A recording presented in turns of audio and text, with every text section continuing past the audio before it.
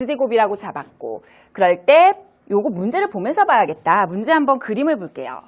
이거죠, 이거. 그러니까 요게 x제곱이라는 거죠. 그래요? 그 다음에 문제에서 준 게 0,3n 더하기 1인 점을 pn이라고 했으니까 여기가 0,3n 더하기 1이에요. 그죠? 그리고 나서 qn이라는 것은 x축과 평행인 직선을 그었을 때 만나는 점이니까 y좌표는 똑같아요. 3n 플러스 1로. 그래요? 오, 좋아요.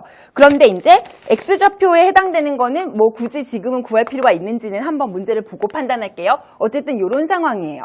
근데 문제 13번부터 좀 볼게요.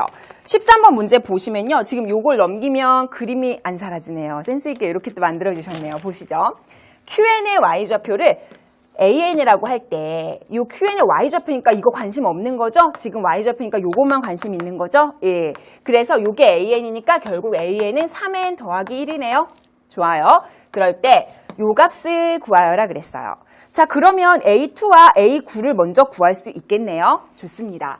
a2는요. an이 3n 더하기 1이니까 n에다가 2를 대입하면 7이 되고요. A9는요. 여기다 9를 대입하면 27에 1을 더하니까 28이 돼요. 됐어요.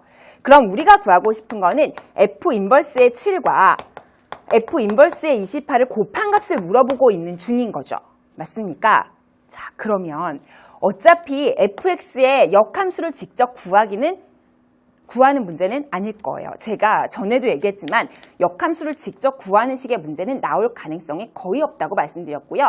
역함수를 직접 구하는 걸 그럼에도 불구하고 알아야 되는 이유는 주어진 함수 두 개가 나왔다면 그 둘이 역함수 관계인 거를 여러분이 파악해서 그래서 역함수인 관계의 함수의 성질을 이용해서 푸는 거에 적용할 수 있도록 어떤 두 함수가 주어졌을 때 둘이 역함수인 걸 알아내기 위해서 역함수를 구하는 걸 익혀야 되는 거지 실제로 역함수를 구해가지고 문제를 푸는 경우는 거의 없다고 보시면 돼요.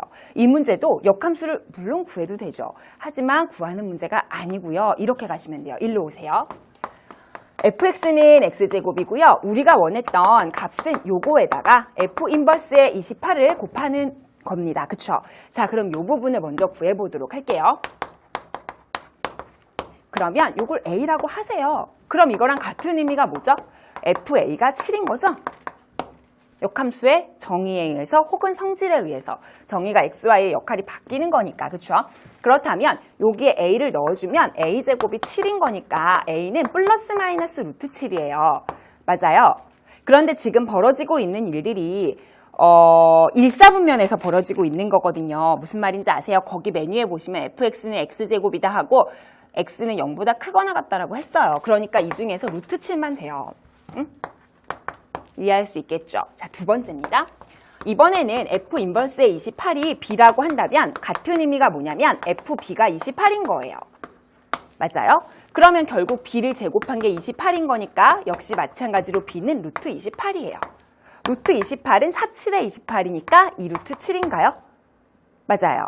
자, 그럼 우리가 원했던 건 요 둘을 곱하는 거니까 결국 루트 7이랑 2루트 7을 곱하니까 7이 14가 되겠지 뭐. 됐죠? 그래서 이런 식으로 마무리하는 문제입니다.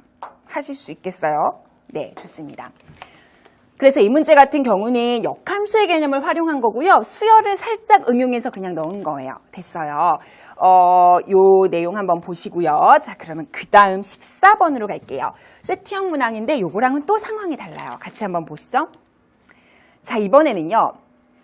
곡선 y는 fx